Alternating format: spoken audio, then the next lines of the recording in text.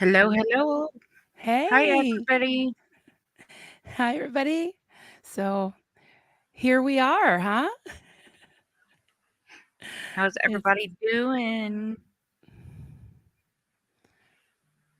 hey, Mrs. J. Peace and love, Willie Weed. All right. Hey guys, how are you today?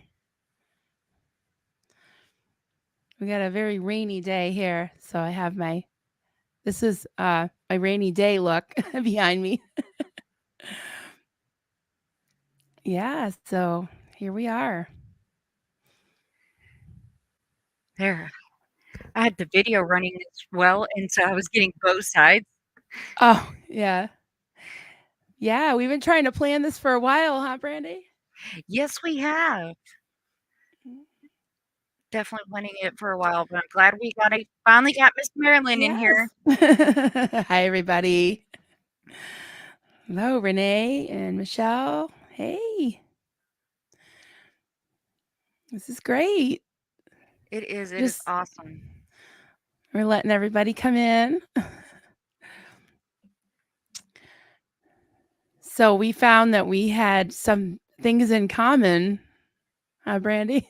Yes, we did. We figured out that we are both from the Pentecostal background, Yeah. and it is pretty awesome. Yeah, it's a it's a pretty wild topic, isn't it? Oh, I'm telling you. It's got its own yeah, it's got its own brand of nuttiness sometimes. Yes. Hey. And I thought it was crazy growing up and being called a holy roller. Yeah. And then once, I got older and got in as an adult, and I was like, wait, my town was the only one that called us the holy rollers. No. That's not you're not the only one. I was called that. I was called the Jesus freak too. Yeah, we were very looked down upon because we were like the weird ones. Yeah. Uh, How was that in school? Like how how long were you in the Pentecostal church? Like what ages and how did how did that work out in school? I was in it probably till about 16, 17. Um, in school, really, it wasn't too different. I remember probably my senior year, junior, senior year, I was in world economics, and me and this Catholic girl that I was really good friends with, basically all during economics, all year, all we did was debate our religion back and forth. And so it's really fun. I mean, because we got to see both point of views. Yeah. So we would just debate our topics and say what religion did what and how our differences for each church was. Yeah, I had friends in school. I couldn't really hang out with them much outside of school because of the rules in my family were very pretty strict. Even Mhm. in the Assemblies of God church, which was more of a evangelical, charismatic kind of sensational type thing, more so than the real fundamental one that I ended up joining at 20 years old. But I remember talking to my friends at school and they'd say, "Oh, I'm Catholic or I'm Baptist," but you wouldn't really know that they were religious because they just were like normal kids. I mean, they went to dances, they could listen to normal music, and they could go to movies and just go roller skating. Oh my god, I wanted to go roller skating so bad because I loved it, but I wasn't allowed to because they played rock music at the roller skating rink. So it was, Right. I was always just wanting to fit in and being a Pentecostal, you really stuck out like a sore thumb. Kind of like, I don't know if you went to school with any Jehovah's Witnesses. I remember being in high school, even more so, they were even more strict because I had a friend in my class in high school and she couldn't say the Pledge of Allegiance. She had to leave the room every morning when we did the Pledge of Allegiance. If somebody was having like a birthday or like she couldn't sing happy birthday, she couldn't, if there was like a Christmas party or anything having to do with a holiday, any kind of holiday really. Mhm. So I always felt bad for her because I was like, I thought I had it bad with all the rules, but that was even more, I'm sure, tough. Um, Yeah, I had Michelle, one at work yeah. when I worked at the daycare, and that was really tough because she was a daycare teacher. And so Oh, anytime any of the kids had birthdays, Christmas, like any party that you would celebrate, we would have to take over her class because she couldn't celebrate anything. She wouldn't even touch anything, really? Wow. really. Yeah, like I had Yeah. the after school kids. She had the K through first grade. And so she would have to go and take care of like my after school kids while I did her kindergarten class because her kindergarten Really? class was throwing the birthday party. Hmm. And then when Now, we did all did you the how big well I'm just wondering when you were talking about that, like, how well did you know her? I mean, did you know her enough to have a good sense of why she, like, did that? Because I feel like there's kinda 2 camps. Is like, almost like the under the radar people that, like, wish they could get out. Like, I think the Jehovah's Witnesses call it mentally out, but physically in. You know what I'm saying? no, she was So, both. sh oh, She so she was, like, devout. She believed in it. she did Oh, because mhm, even when we did like the staff Christmas party and stuff, she mhm. would not accept gifts. She was like, "No, uh, due to my faith, it's the thought's appreciated, but she just nope." Right. Because she could have took it under the radar, and she could Right. have accepted, like, gift cards or, anything that would have been totally under the radar, but mm-mm. Yeah. Yeah, I mean, to me, it's fine if somebody believes it as long as they don't push it on me.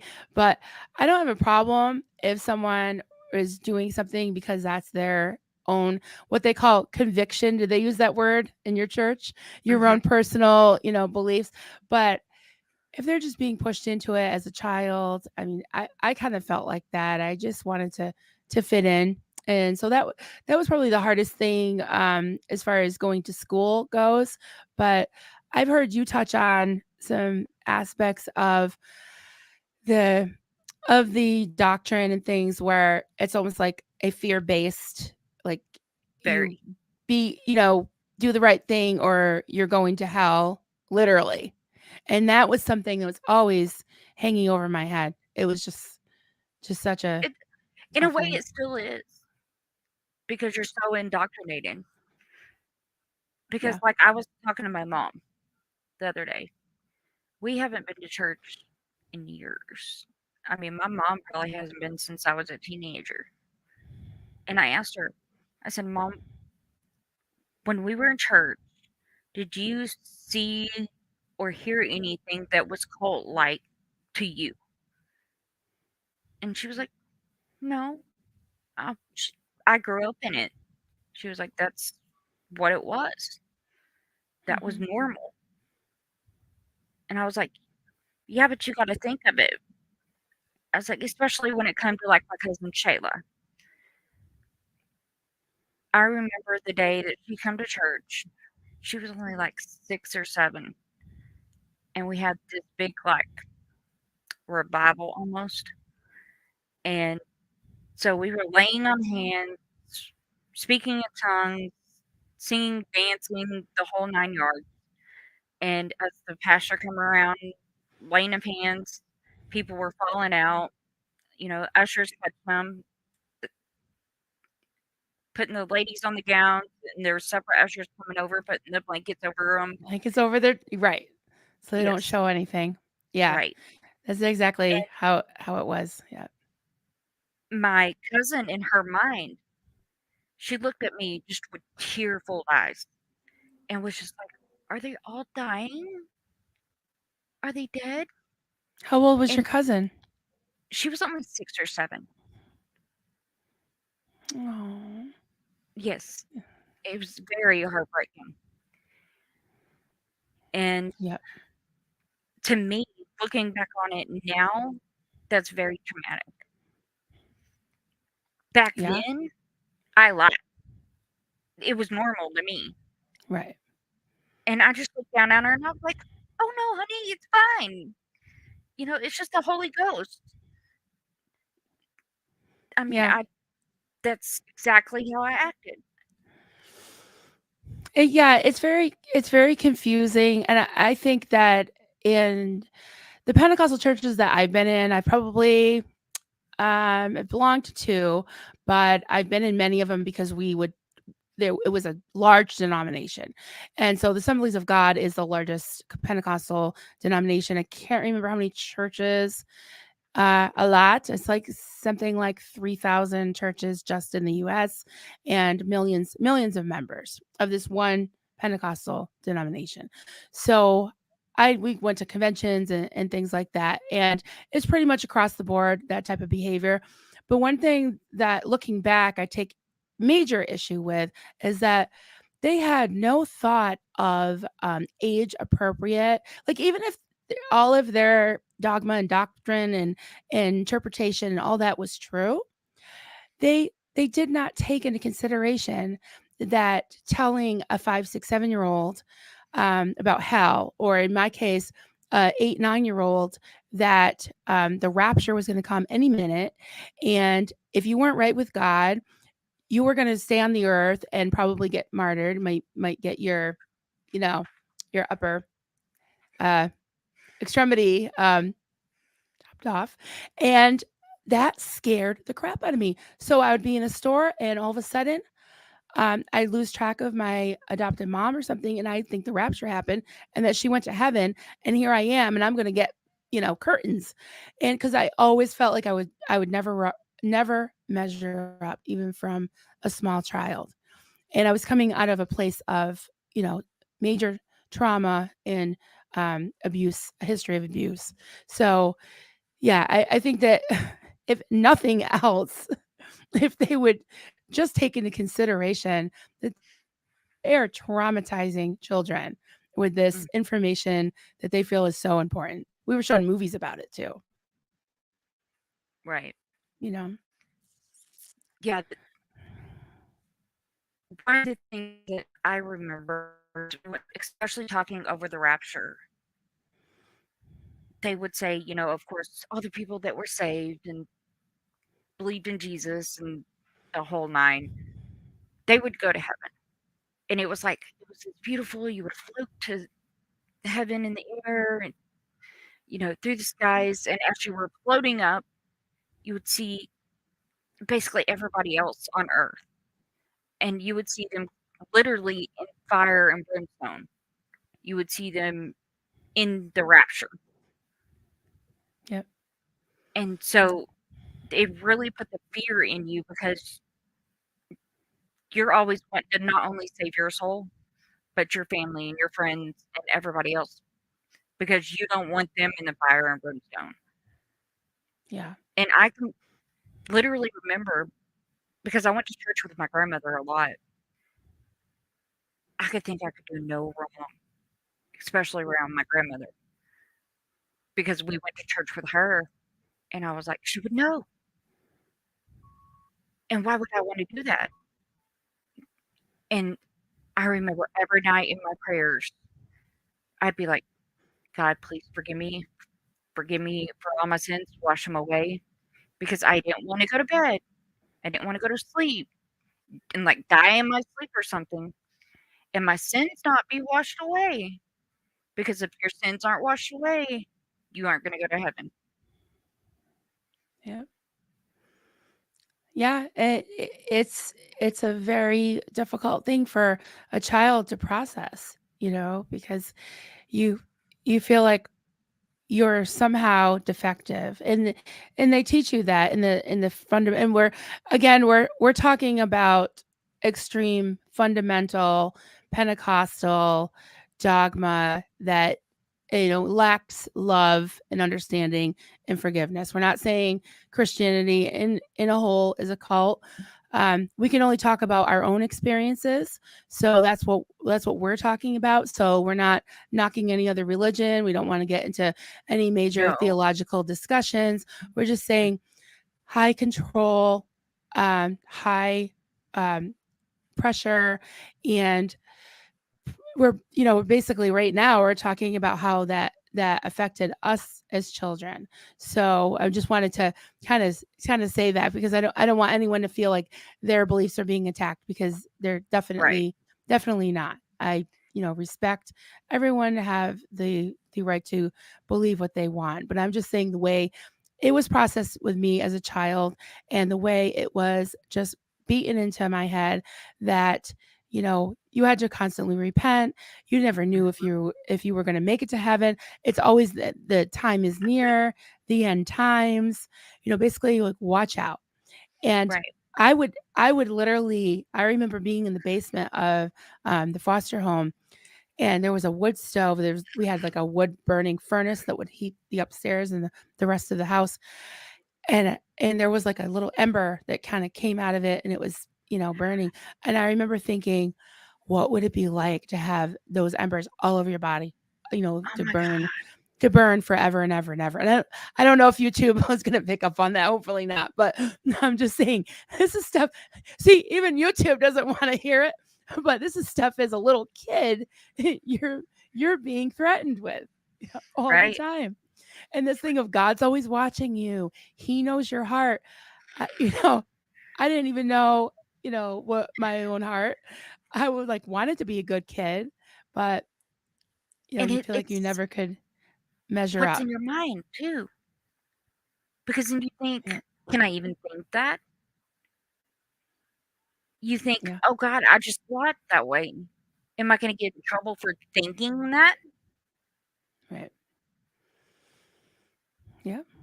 Yeah, Because like and you said, the thing is too, I don't know how, if it was this way in the church that you grew up with, the group that you grew up with, but they say, like, if you tell somebody don't think about an elephant, what are they going to think about? An elephant, right, right? So they're always telling you how bad the world was, how bad the music was, how bad dancing was, how bad everything was, and I was like, really? That sounds actually pretty cool. you know right. um, Peace and love. Some of your experiences make me feel like I was raised in a progressive Pentecostal church. Yes. There's all different types of Pentecostal. I haven't even gone as far to say that Pentecostalism is a cult. I do feel that the foundation of Pentecostalism can be a little culty, but not a cult. So if your church, or the church that you were raised in, was progressive, and it was more forgiving and encouraged freedom of thought, encouraged you to ask questions, let you kind of come and go and have freedom of will, didn't put this reign of terror and fear of you over you, then that's great. I know that there are Pentecostal churches that are very my adopted sister, my younger sister, goes to a vineyard church, and it's very much like that. It's very easygoing, and she just likes the music, and it's nice, and they talk about Jesus, and that's totally fine. But I will say, even in the vineyard church, there is a bit of a bent towards prophetic and supernatural, and you just got to kind of watch out a little bit. Just be careful that you don't have somebody coming to you and saying they're speaking for God, because they're human just like you. So if you have someone that's saying, I know the truth, or have somebody who's trying to put a guilt trip on you, just all I can say, no matter whatever group you're in, whether it's even a religious group, a I don't know, like a knitting circle, I don't care what it is. Any group you're in, if you feel like you're being put upon, like someone's telling you that, you can't have freedom of thought, I'm just saying, don't, in relationships even, don't ignore red flags. So, Mhm. we're hoping to help anybody and everybody kind of recognize these warning signs, whether it's in a relationship or a job or a church or, I don't know, a Java Juice Club, whatever. Right.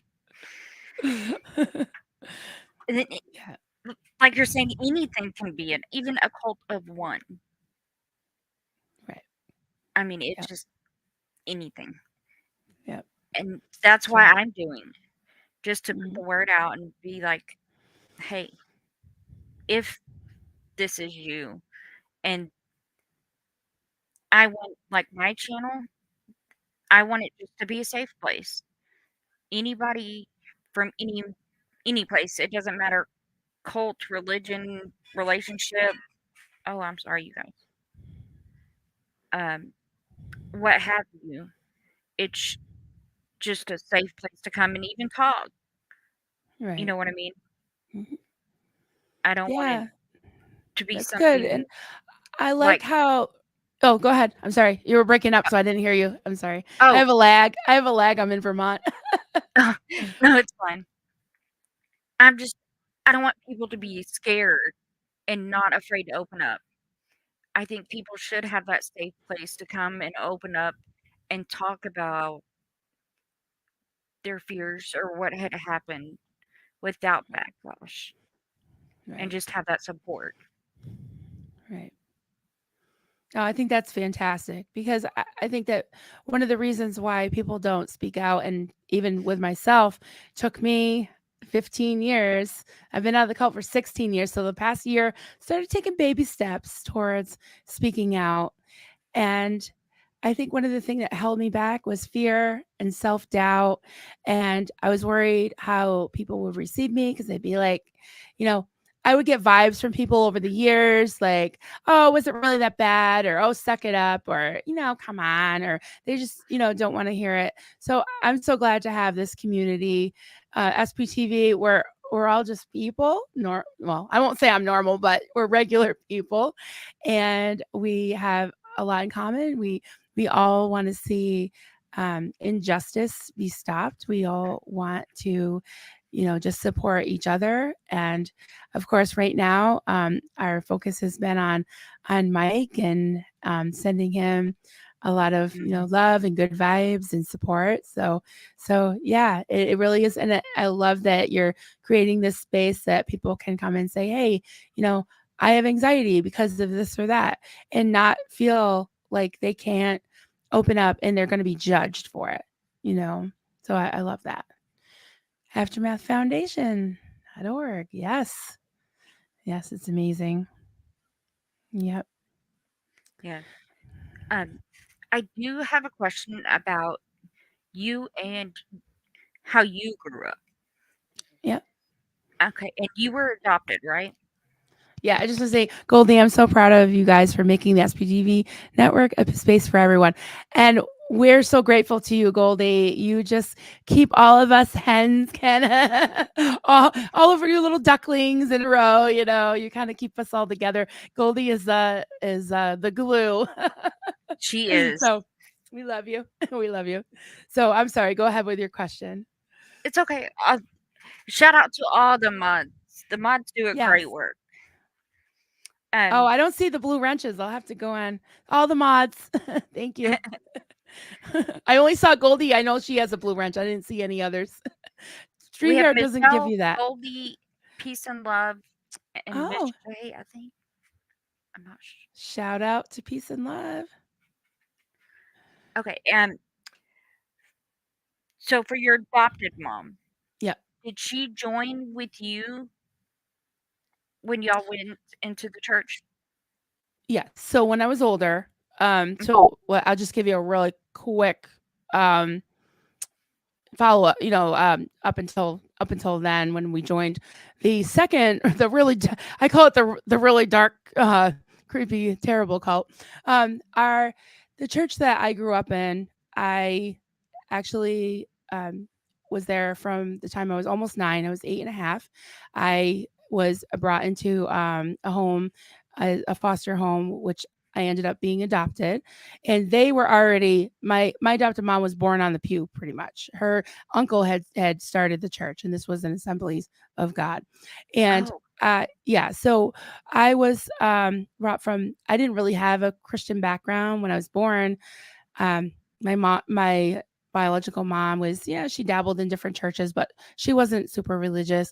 I had no idea any of this. And from the time that I was 5, my mother and 3 siblings tragically passed away in a house fire when I was 5. So obviously that was terribly devastating. And from the age that I was 5 to almost 9, I just pretty much I call it cow chopping because I didn't I didn't have only my mother was on my birth certificate and her ex-husband who I didn't know, and he wasn't my father. So I didn't really have anybody that was really watching over me. So I had gone through a terrible time, a lot of abuse, but I did have some, guardian angels, some people that really helped me, and I'll never forget them.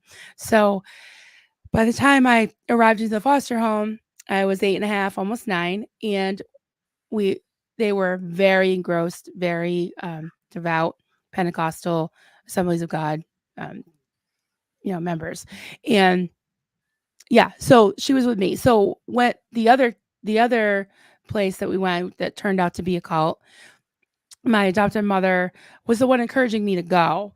And I'd grown up in the other church with, the fear of hell and all that. It didn't turn out to be as bad as I wouldn't say it was a cult. It was Mhm. just culty and a little controlling, but it was like everybody was there on their own volition. It wasn't the same. It wasn't that destructive, coercive thing going on. But it was kind of culty. When I So was 16. Oh, go ahead. I was just gonna ask, can you define what church was when? So this was Assemblies of God?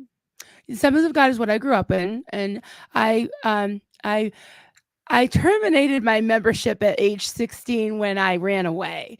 So I ran away because I didn't want to obey the rules anymore. I was young for my age, for my grade. So I turned 17 at my senior year. So I was 16 my junior year, and I wanted to be like everyone else. I was entering my senior year. I wanted to go to prom. I wanted to just be a normal Be the girl. senior. Yeah, I just Yeah. wanted to have fun. Girls just want to have fun, right? And that Yeah. was like the song. That was like probably the top one of the top 10 songs. So that kind of ages me right there, right? In the 80s. So yeah, so I ran away. I ended up in a home for troubled uh teens and runaways, and then I was placed in another foster home. And they were kind people, they were great people. I ended up staying with them for a year, and then I aged out of the foster system after I graduated from high school. So I was back on my own and couch hopping again. I got a series of jobs, and I did get my own place, and I moved to Cape Cod, which is in Massachusetts, like out near Boston.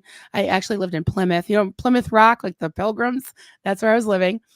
And my parents were back in Western Mass, right in the corner of Vermont. So that's where I live now, is like that kind of little corner between New York, Vermont, and Mass.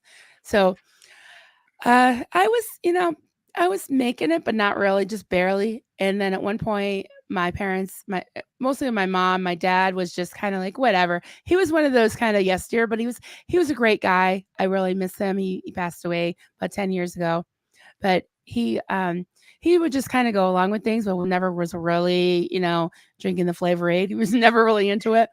But what happened was my mom had kind of followed this Bible teacher out of the Assemblies of God church, and she was starting her own church. Her name was Marlene. And she was less sensational and less, of the slate and the spirit and all that kind of laying on hands. Although she did do some of that stuff later on, but she appealed to people because she would say, we're going to really roll up our sleeves and get into the scriptures and see what God says. And we have the truth.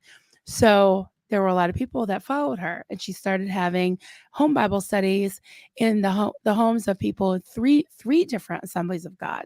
So there was one kind of near where I live now. There's one an hour away north in Vermont, and then there's one in Massachusetts, and only about an hour away in Massachusetts. So there's 3 churches. So she basically went and recruited a bunch of people. It was probably in its heyday about 40 to 50 people plus extended family members. Mhm. So um, she was renting this building. It was a nice old inn. I don't know if you saw the interview I did with Kelly. She had pictures of everything and kind of laid it out in almost like a documentary style. It was amazing. I'm like, really? Wow, you know. But yeah, so if anybody wants to watch that, it's called Calls to Crochet. I also did a 2-hour what do they call it? Like a full length interview with Poe on the Go as well. I Mhm. can't remember what he called that, but those videos are out there. So yeah, so I won't go into the ins and outs, but the long the long answer was that the shorter answer to your question was that my mother was it was sort of like if you come back home, it's with the understanding that you're going to join this new church. So I did, and it turned out to be a live-in ministry. So Okay. yeah, Okay. yep, it was like a commune, like the Sea Org. We were like the Sea Org. Right? And then you answered my other question I was gonna ask if you could remember if your birth parents were religious. And Yeah, my biological father, I did have a kind of on and off relationship with him as an adult, and he did tell me that he actually joined the Salvation Army when he was young. He went to the real army, and then when he got out, he joined the Salvation Army. So he did have a little bit of a religious background, but um, not really. And after my mom passed away, he had a serious problem with alcoholism and was very abusive. And so, he wasn't following any religion per se. But like I said, um it wasn't a big, I was only 5. I do have yeah, some memories, but I really have no memories of going to church, no memories of anything religious, no. okay. And here's a great plug for your wonderful foundation you set up. Oh, thank you. Yeah. So I I founded a nonprofit. It's called Berkshire Helping Hands, and it's the county that's actually bordering. It's actually Massachusetts, but that's the county I grew up in, and we give aid to fire survivors and vulnerable populations like homeless and anyone in need of help during COVID, we delivered over 500 care packages to the elderly people that were shut in and couldn't leave their homes during COVID. So it's just been just a wonderful cathartic thing to do. Like I said, I had so many guardian angels and so many people along the years that showed me kindness, and I just love being able to pay it forward and give back to the Yeah, community. that's So awesome. thank you. And it's berkshirehelpinghands.org if anybody wants to look it up. Yes, I will Yeah. definitely get that description for you from Thank you. you and put it in the video. Thank you very much. Awesome. So I see people that we recognize. Right? We got Borderline and Sophia and Kim, and we got Michelle. I don't know Michelle yet. Well, thank you, Michelle. Is she Michelle your is she's one of your moderators, right? yes.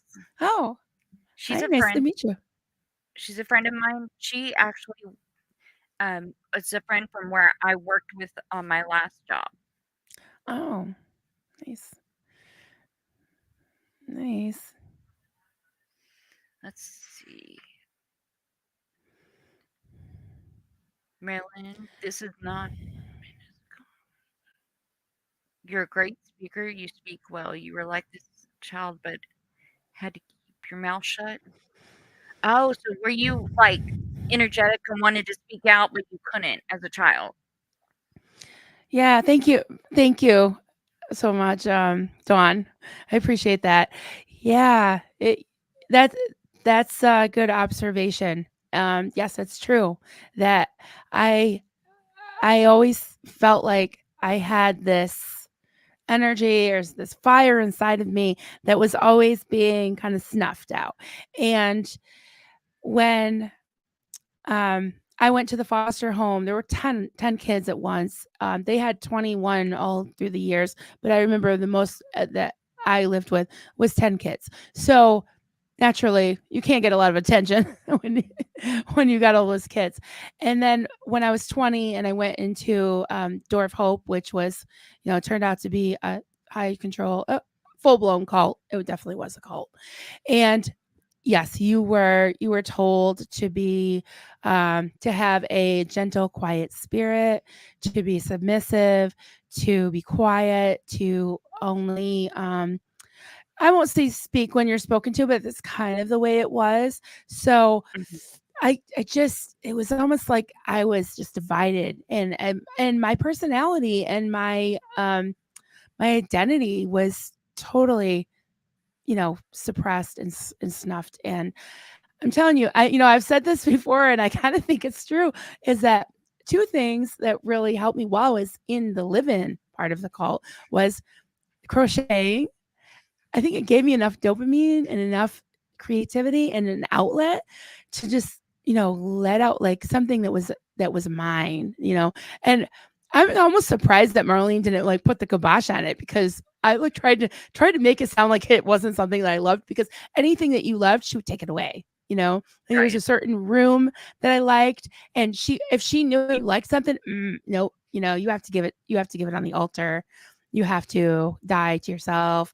You have to take up your cross. Although she wasn't ever taking up her cross. I mean, she was about the size I am now, and the rest of Mhm.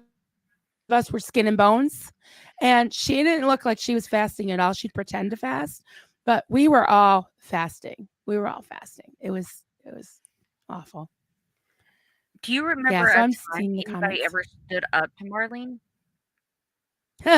Yeah, and they were gone. They were ousted. It took my husband and I, especially my husband, 16 years to stand up to her. And the very next day we were out. And he stood up to her because I had an anxiety attack. I had a panic attack, and because she was going to come down and lay hands on me. And the laying on of hands, I wanted to ask you about that, not to get on a whole, Oh, no, go rabbit ahead. hole, but what was your experience in church with the laying on of hands? Like what It did you all think of depended it on as? the scenario. Okay. Um, if it was during praise and worship, it could be very euphoric. Um, Okay, yep. it could be very, like, freeing. Um, if it was like, if the pastor called a certain person down, um, that was a little weird If because the then it pastor was called what?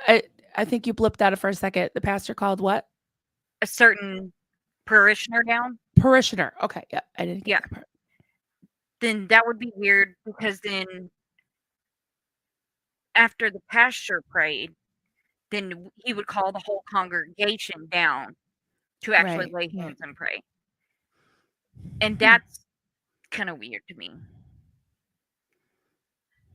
Um, Yeah. Now, what was the purpose? Was it for healing? Was it just to be touched by God? Was it repentance? Like what was it for? Like most what of were the you time going down there for? it was for healing, um, or for guidance. Okay. Um, as far as I know, I can't remember, it's been quite a while, but not really repentance. In my Right. church, they never really publicly shamed anybody, um, but I do know behind closed doors, they would. Like, the pastor would talk to them. It would be, like, one-on-one behind closed doors, and it was So did they very have elders? Did they have like a board of elders that would, kind of do oversight with the pastor? not that I know of, Hmm. because it was like Assemblies of God, and then it went to non-denominational, Right. and so all we had 'cause it went Church of God, Assemblies of God, and then non-denominational. So we just had, like, the choir, um, music leaders, Yeah. and then we had the pastor's wife, and Hmm. the Sunday school teachers, and that was about it. We didn't have, like, any Huh. elders or anything like that. So who made the decisions of The like the pastor. pastor would? Oh, that's interesting.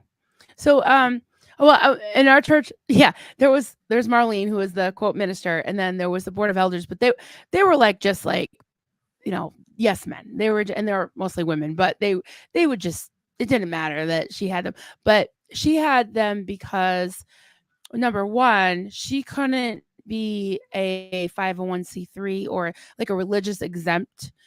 You can't file for an independent religious is exempt status unless you have a board of directors. So that was her reasoning behind it. And they always and it wasn't like a board of directors that just oversaw like the building or whatever. They had to be handpicked by her so that she would know that they would make the quote spiritual decisions for the flock as they called it. Oh, wow. Yeah, yeah, it was crazy.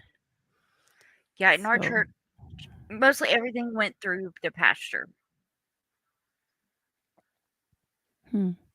So you're Yeah, 'cause saying they would go ahead. call you up to have hands laid on you for healing or like what that's kind of how it was growing up. That was pretty much what it was, mostly a positive thing. Like, we're going to lay hands on you. And it was like, oh, great. Because, you're going to get touched by God. And like, if somebody was going, like, say, there was somebody who was going to go be a missionary or even take a long trip, they would be like, okay, the elders, because that is biblical, that the deacons and elders, whatever, would lay hands and bless the person.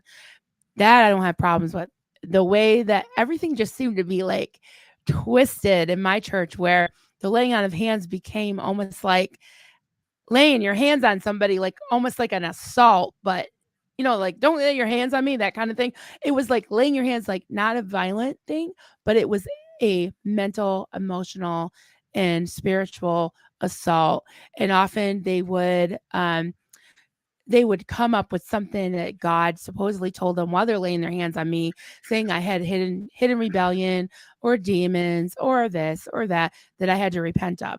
And you weren't leaving that room. It's just like Scientology, where Alex said that how he was locked in a room. You weren't leaving that room until you confessed whatever it was. So I would just say whatever whatever it felt like they wanted me to say. I just wanted the pressure to be off, and it was really really sick. Just was I tough. remember when we went to being non-denominational in our youth group, I was so mad because we're used to jumping and dancing, holding hands, and like doing praise and worship with each other. And I'm sure you know what I mean. Yeah, oh yeah, It's yeah, yeah. it's more like we would hold hands and like actually do it like a group thing. And then it became, especially in the youth group, just in the youth group, we couldn't touch each other. We had to be like 5 feet apart. Everybody was supposed to only be in their state. And if they're doing their praise and worship, you weren't supposed to touch them because then they would disturb them in their Holy Ghost. Hmm. And I was like, Do you no, do you that's think was that's it not was it how it just works. was it just that? Was it just like a spiritual thing, or did they think like they don't want people touching because it's like a sexual thing or anything? Just wondering, because a lot of people minds would go there. Mine did, because I was like, oh, because we were always like 12-inch rule or whatever. You can't go near another person of the opposite sex, kind of thing. So I'm just I wondering if they controlled any of that aspect of it. I think it started to go that direction because they thought, oh, it's youth. The youth need to be separated so there isn't like that sexual tension. But Gotcha. in my mind, I'm like, no. you To me, it was actually more stressful because I couldn't do what I was used to, how I grew up doing praise and worship. And then all of a sudden they're like, "Oh, no, no, no. Stop what you're doing. We can't do that anymore. This is how we do it now." Hmm. And I'm like, "Wait, you're uprooting how I used to do it and completely changing it." Hmm. So you said that the church that you grew up in was, what was it, a Church of God? What was The it? Church of God. Church of God. And did the whole church move into that new denomination, or was there like a split? The whole church did. So it was a Well, joint. the whole church moved, but some of the parishioners didn't agree with the move, so they left the church. Okay. Gotcha. Hmm. That is interesting. Yeah. Yeah. So it almost sounds like they moved from more of a mainstream denomination with more oversight. And, Church of God um, is a religious exemption. I'm just wondering if it was just the pastor in your new church, it might just have been like a group and not like an actual tax exempt entity, right? Was it just more Yeah. like a I don't know the reasonings behind it, but I just know up one day the pastor announced, "Hey, we're no longer going to be Church of God. We're now going to be this church." And hmm. it was a non-denominational church. And you started to see differences in the way they did So we completely moved things? buildings. We completely moved sides of town, everything. Hmm. So it was like complete change. Did did he did he like what they call fellowship? You know what I'm talking about. Did he fellowship with other churches, or was it like we're kind of our own thing? No, we were the. I think we're the only non-denominational. Yeah. Well, non-denominational just means you're not in a denomination. Doesn't mean other non-denominational churches doesn't like they're not a group unless they want to be a group. You know what I'm saying? Right. They're just kind of on their own. Yeah. Yeah. Yeah, Yeah. it's the That's it. That's a other little bit of churches a red in town flag. had a denomination. Yeah. That's a little bit of a red flag. And what's funny is, how my husband calls them the onion people. I always think about this with like Janice and Mark, how their channel is called Peeling the Onion. Like even now, even watching the Duggar Shiny Happy People, Mhm. I was like, oh my God, I'd forgotten about certain things, or I just sloughed it off like it wasn't that big of a deal. And it was like just the pieces, some holes were filled in. I was like, oh yeah, that's where that came from, or that makes sense, or wow, like I don't know how long you've been out. But like how long you've been out, like we've been in prison. But it is like it is a process, and it is kind of like peeling an onion. Yeah. So sometimes you don't like it took me years to even realize that where I've been was that was a cult. Oh my God. After watching Leah and Mike on the Aftermath, you know, Yeah. someone's asking you to get closer to the mic, but I hear you fine. I mean, let's take a vote. I think I hear you fine, Brandy. Let's see. Can you tell me the definition of non-denominational church? Okay, I don't know the official definition. It might be something to look up, but my understanding of it is there's mainstream accepted denominations, and they also have it could have to do with also the tax status as well. There's umbrella churches. There's churches that are offshoots of other churches. So if you consider yourself non-denominational, you're not answering to any other higher up group like a church that calls itself Catholics. They answer to a hierarchy, the Pope. the Assemblies of God, like I was there's a district, I don't know, I can call her a manager, but there's like a district manager. There's like, I don't they don't have like bishops and all that. I can't remember what they're called, but they're all pastors. But yeah, there's certain oversight. And not for nothing, guys. I mean, churches do make money, okay? So if you want to use the little Assemblies of God logo, it's almost like a franchise, right? You want to use their materials. You want to have access to their guest speakers and their Sunday school materials and all that. So a non-denominational is almost like you've heard a community church or a congregational church. Well, I don't know if congregational is now its own denomination, but kind of has its own flavor.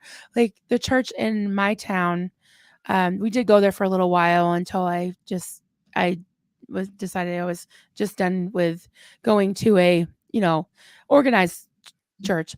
Organized religion isn't my thing anymore, but it's a very nice church. It was actually a Baptist church and a Methodist church across the street from each other.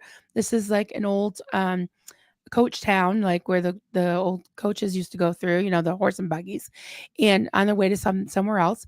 And they had two churches, and now they, I don't know what year it happened, but they both merged. So instead of calling it a Baptist or a Methodist or a Baptist,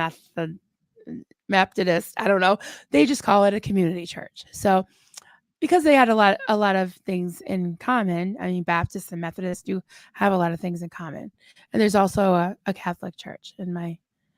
There's not that many buildings in my whole town, but there's two solid churches. Yes. Right. Oh, I hope Actually, that answers. Google to define it. The adjective of it is open or acceptable to people of any Christian denominational religious instruction. So it's basically Yes. saying they're open to any of the different sects of Christian denomination. Hmm, that's interesting. Which, with my pastor, that's what they tried to say. Right. Yeah, I don't think the community church or the community church in my town. If you're Catholic, you probably wouldn't be super comfortable there because it's just not that it's bad. It's not, and Catholic church isn't bad, but it's so different. So yeah, I think it's just wherever you're comfortable. Hmm. And definitely, guys, if y'all have questions, put them in the chat.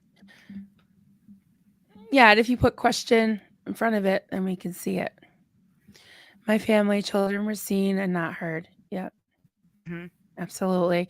I don't want to, reiterate the whole thing now, but I did do a video yesterday on my channel, my new channel. It's only been up for a week, but I got a couple of things on it, and I did a little book report on this book. It was the child training book that my lovely cult used, and also the Duggars and IBLP and all those other extreme fundamental groups tend to use this. This is sold. These authors have sold 2 million copies of their book. And talk about non-denominational. They are non-denominational. The Duggars profess to be Baptist, fundamental Baptists, and IBM. IBLP is also non-denominational.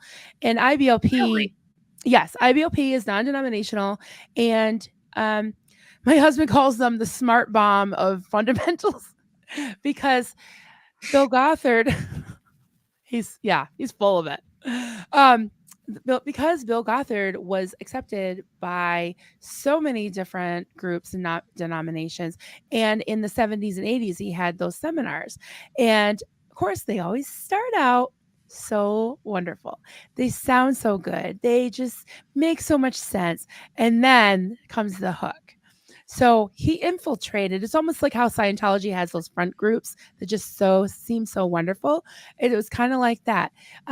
He cleaned up the language. They did some things in public schools in the Bible Belt where it's Mm. easier to get in.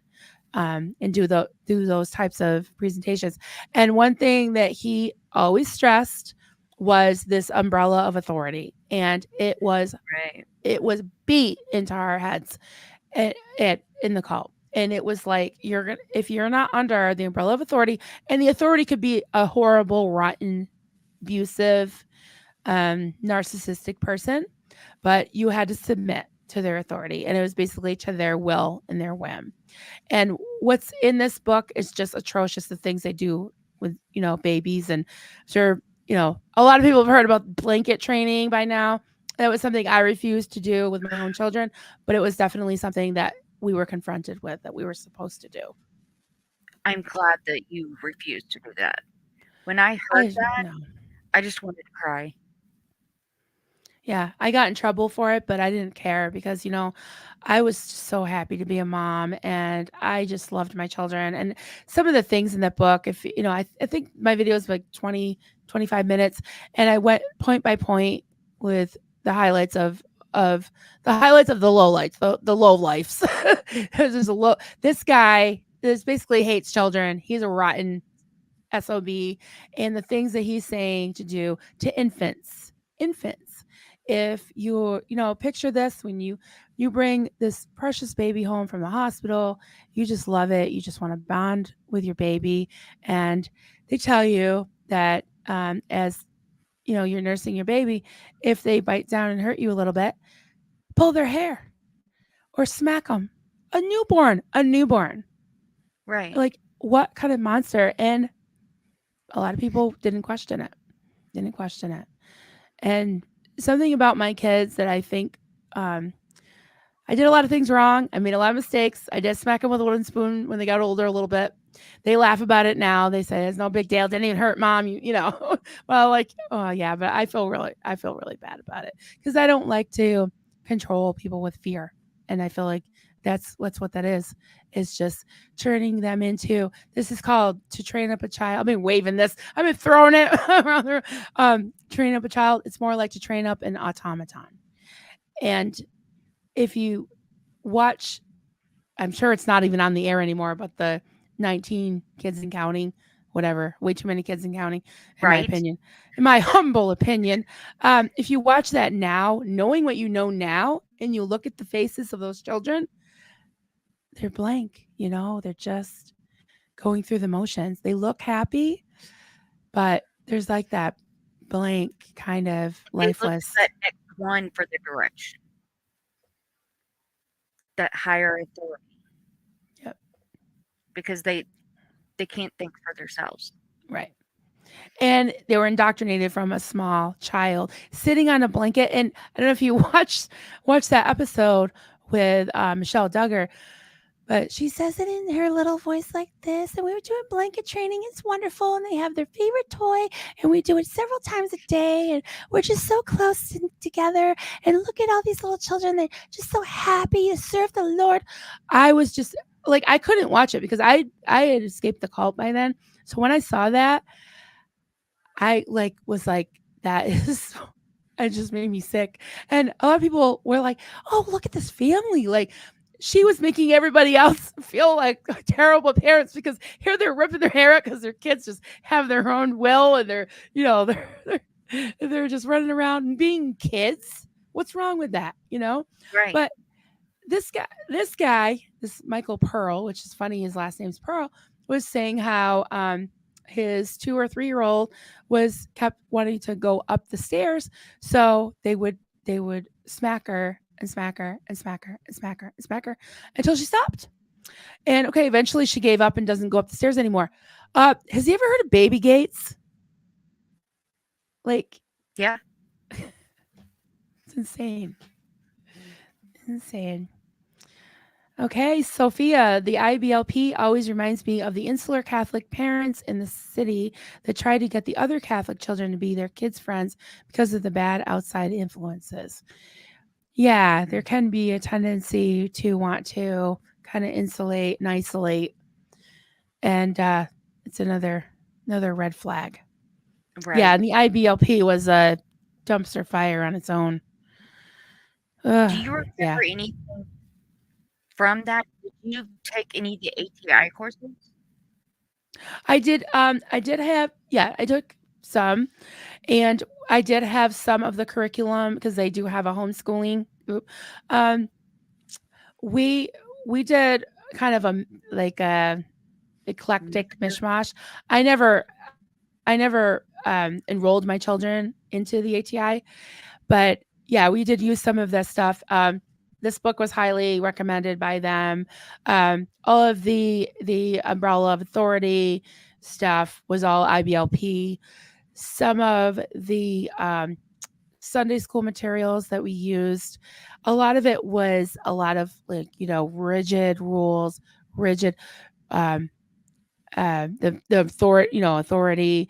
We we looked more, well, funny because like we weren't like prairie dresses and all that, but you had to be really careful about your dress because it was your fault. If a guy was looking at you, that was your fault, wasn't his fault, you Right. know. So it's always like that. What were you wearing, kind of thing. But we didn't have like rulers. It was more you would be publicly humiliated if um, you were caught wearing something that they deemed inappropriate. Yeah. And so, did you also have to learn to sew and things like that to make your own clothing? No, it wasn't like, we weren't Amish or anything. No, we weren't as fundamental in that way. We're more like looked. So I don't know if you've ever heard of this. Like, the FLDS, which is the Fundamental Latter Day Saints, and when you know by looking at them, they've got those puffy sleeve prairie dresses. They look like Laura Ingalls, and they've got the poofy. Well, there are other groups like that living in the city's plain sight. There was a whole series called Escaping Polygamy, where these girls who they looked like, quote, normal worldly people, but they were having to get married at 14. They were marrying their cousins. They were basically living like the FLDS, but they didn't look like the FLDS. And that's kind of how we were. We wore regular clothes, although we had to be modest, but it wasn't like that. But it was definitely encouraged. I've always been crafty. I've always been sort of a homey person. So I didn't mind that. Like, I didn't really know how to sew. I never learned. I can sort of sew. I sewed some curtains a few times, but I've always been into crocheting, of course, canning and gardening and things like that. So I fit into it pretty well. I kind of liked being home with my kids to a degree, but I like to do karaoke. I like to party. I like to be around people too. So that drove me crazy. But like I said, I changed. My personality changed.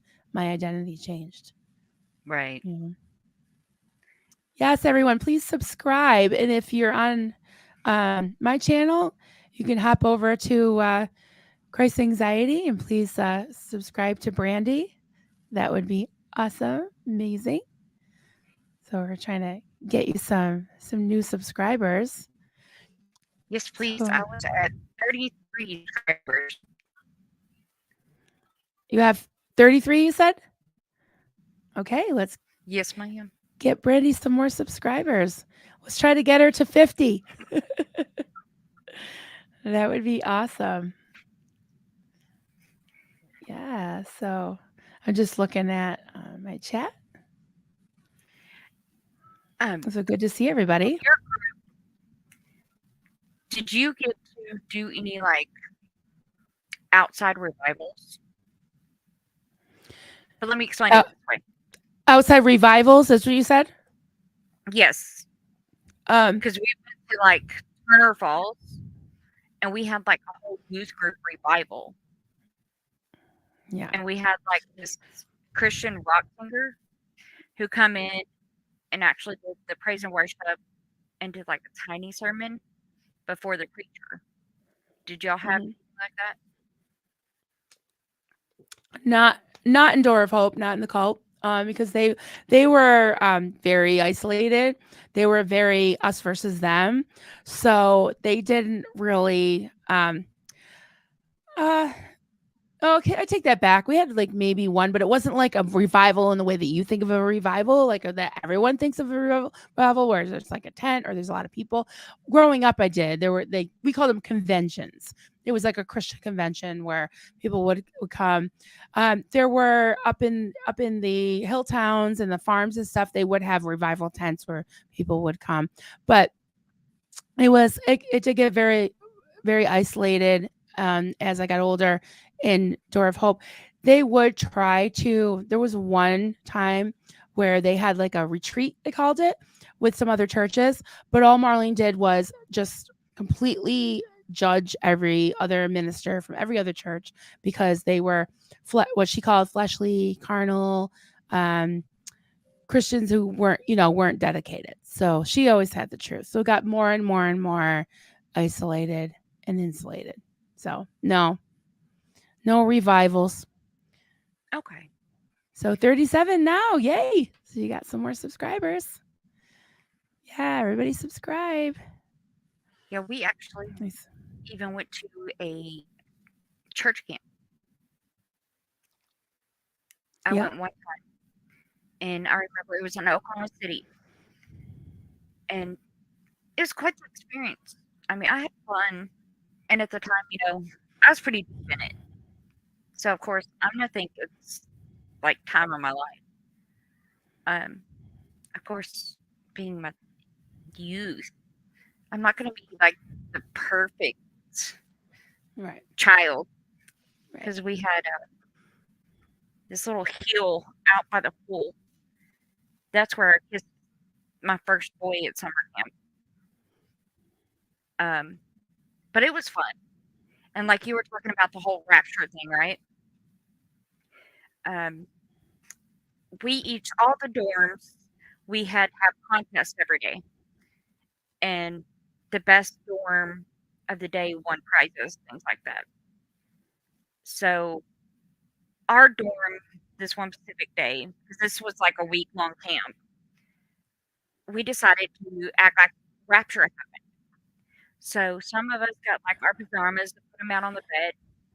A couple of them got their toothbrush and put it on the sink, left the water running, Right. different things like that, to where it was like some were still in bed, some were like brushing their teeth. We had the alarm clock going, stuff like that, to where boom, the rapture happened. We all went to heaven. And Hmm. I remember we worked, I don't know, probably 20 minutes on getting that dorm ready to make it rapture. And as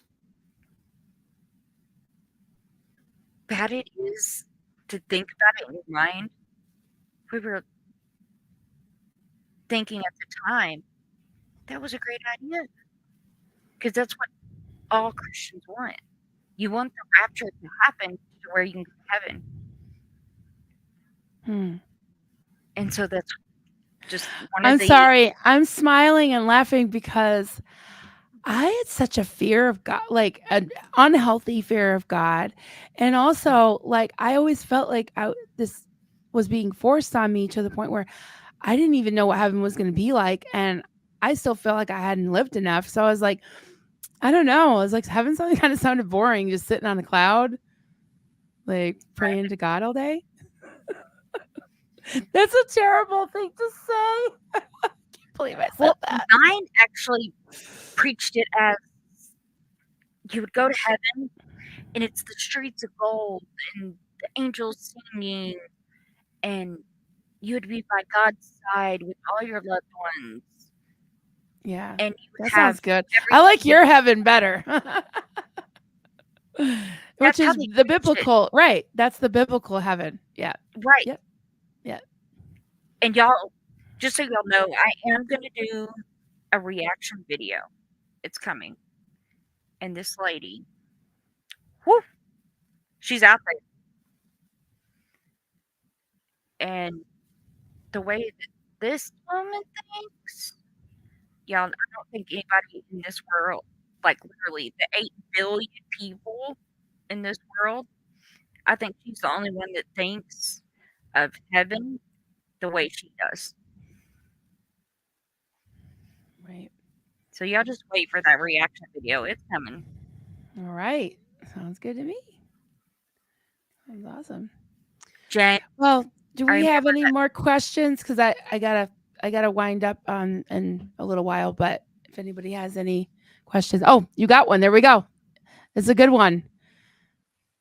Jen, I remember the Left Behind series was shoved in my face as a kid. It was terrifying. Absolutely. Even before the Left Behind series was something called A Distant Thunder and another one. This was in the 70s. And yeah, they're just horrible. Just like it's like horror. It's like just Hmm. terrifying. It is. You're right. I don't think it's I don't think it's right to expose kids to that. Right? Yeah. We were completely, I guess, indoctrinated to the fact no matter what, there's a heaven, there's a hell. You've got to be good if you want to go to heaven. If not, you're going to hell. Point blank, Hmm. period. Churches, Yeah. no matter which one you went to, they were very point blank about it. Yeah. And there was no way of knowing whether you're going to hell or not or heaven or not because there's not exactly I mean, yeah, there's there's the the 10 commandments but then in our church, you had to be born again and you had to be right your heart had to be right with God. So like I remember being a teenager and going to these conventions and like they would call it rededicating your life to God. And I'd get home and I'd be like, try to be really good. I try not to swear and I try not to sneak and listen to rock music, and I try not to whatever kiss boys or whatever, all the things I wasn't supposed to be doing, and it would last about 3 days. And I'm like, okay, I'm going to hell again. Damn it, Right? Juliana. Anyone who wants to be on camera for 15 to 30 minutes with us during the chatathon or the chatathon, as we call it, on Monday, this Monday, 2 days. There are still early morning slots. Email sptvneverends at gmail.com. Yeah. Thanks, Julie. Yeah, and we gotta talk today. We gotta round up those boys, Yes. Steve-O and Chado, and make our final checklist. Juliana keeps. Chado says Julie runs a tight ship. Well, somebody's got to because we're just a band of We're I don't know what. we're wild ones. Yeah. Yeah, so this is great doing this. We got to do this again. Yes. If And anybody has any last minute questions, we just scratched the surface, didn't we? yes. And actually, because since I knew I was doing this channel, guess what I brought out? Oh, Lord. I don't even know if I own one anymore. I'm sure I do. I'm sure I do. Yeah. I was like, What translation is it? I'm just curious. this is the King James version. But Oh. Ooh, this one has pictures. does it?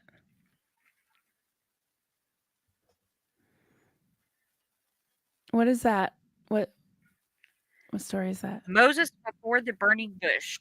Oh, okay. I didn't see the bush. Oh, now I see it. Okay, yeah, in the back. Yep. I see it. All right. Yeah. I'm sorry. I was just thinking of like some of the terrible stories in the Old Testament, and I'm like, oh boy, they burned cities and yeah, all kinds of stuff. Yes. All kinds of stuff. A witness. Oh, I love a Bible with good pics. Yeah, All right. So, any last minute questions? If y'all rewatch this, definitely put them in the comments, and we will go absolutely. back Oh, through. Julia said, Marilyn, Joe had a question for you. Okay, I don't have the. I'm not an admin, so let's see, Joe. Did you see my question? Okay, I saw your question about seeing your question. So a second. I'm scrolling up. I If am. you want to put it again, I will watch for it, but I'm scrolling.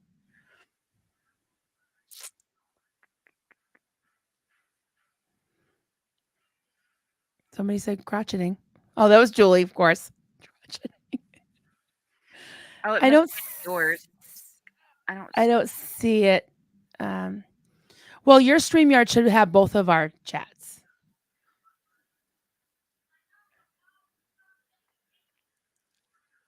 okay, I see where she says the Bible. Must be way up there. Oh, yes. Okay. Yeah. I'm seeing it. Oh, there it is. Okay. Click I'm on gonna it. put that. I can't because I'm not an admin. Where's it at? Uh, about 5 up from where we're at right now. It says Joe Giuseppe, Oh, Marilyn Honig. Yeah. Okay. Are you familiar with Dr. Stephen Hassan's bite model? Yes. I found it very helpful figuring out all the manipulation techniques used within um, the diamond. I forgot what was the name of that you were in. Yes. Absolutely. In fact, I was just talking about it last night. I think I even mentioned it. I did mention it on my video yesterday. I almost mention it every day. I'm surprised it hasn't come up yet. So thanks for bringing it up because it definitely is a great rule, yardstick to put things against. And yes, I was even saying that about the child training book, the one I've been waving around for days here. That there's a there's a chapter entitled "Emotional Control," as if that's a good thing, like controlling your child's emotions.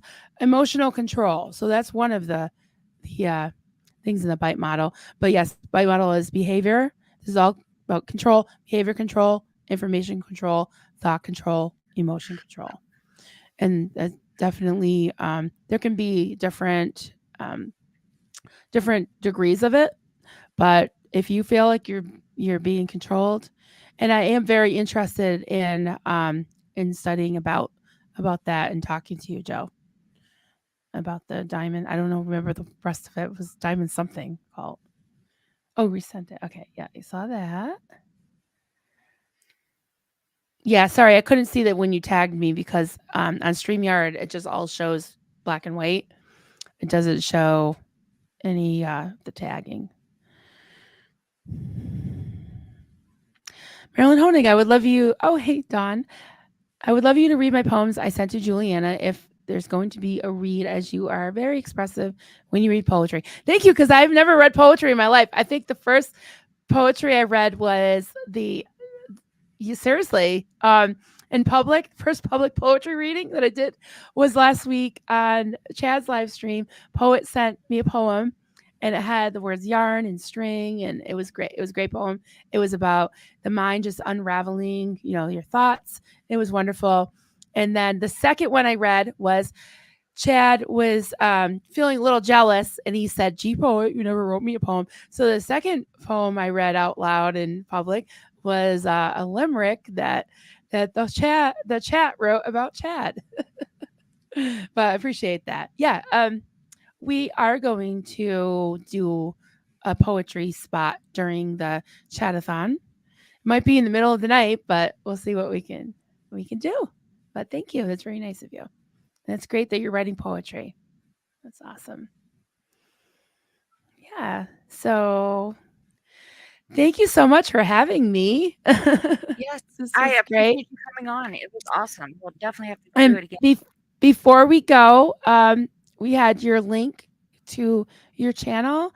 If there's anybody on my chat that hasn't subscribed to Brandy, it's Christ Anxiety. It's at Christ Anxiety, all one word, easy to find.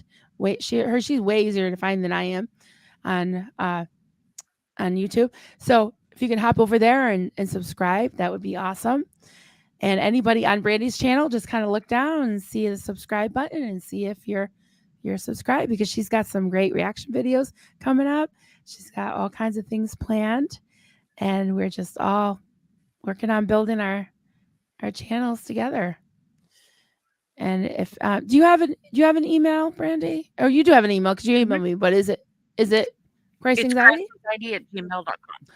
ChristAnxiety@gmail.com. That's great that you got that phrase. So that's yours because you were able to just get Christ Anxiety. You know, that's good. Yes.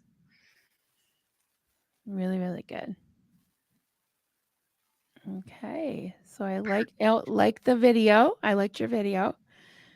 And just looking at your subscribe. Congrats on 452 subscribers. Thank you. I know. I think today is the 1 week. Yeah, I think 1 week and 1 week and 1 day. Yeah, I'm like, wow, it's insane. Thank you. Yeah. So everybody subscribe to Brandy. We want to get her numbers. SP's TV stats are up. We are recruiting more never Scientologists than the orcs are. That's right. The never ends. Yes, and he's coming soon. I will have my SPD logo and everything up. Awesome. Yeah, see, I don't know how to do all that fancy stuff. You could teach me a thing or two because I don't even know how to scroll or, do all that stuff. Pop open Uh, the wine. Wine is fine. Wine not. Did you see I have this big, I don't have it, but I have this big wine glass is like literally as big as my head and it says wine not. And I drank it at least 2/3 of it the other night when I was on the stream with Steve-O. Yeah. So everybody, I hope that do you have anything else coming up this weekend, Brandy, that you want to plug? And we have the chat-a-thon on Monday night. So not in a specific time. I don't have anything okay. specifically timed and planned. Okay. All right. And Joe is up to I you were gonna write it. 3 I write a.m. songs. Maybe I should write a song about that would be great. Write a I song about know, that. Joe. Yes. That would be awesome. I love it. Love it. Love it. Talk about rhubarb lemonade. All right, everybody. So cool hanging out with all y'all on a Saturday. If Uh, anybody's up at 3 a.m. on Monday, that is my time slot for the chat-a-thon. oh, I'll be there. I will be there. 3 a.m. Nice. Nice. Everybody be there. Everybody take a little nap if you can beforehand. We'll have fun. Oh, well, thanks everybody. I'm gonna scoot out. But thanks, Brandy. Thanks, everybody. Talk to you soon. Everybody have a Bye-bye. good day. Thank you all for being here. Just remember, if you have any questions, just put them in the comments at the end of the video, and we'll be more than happy to answer.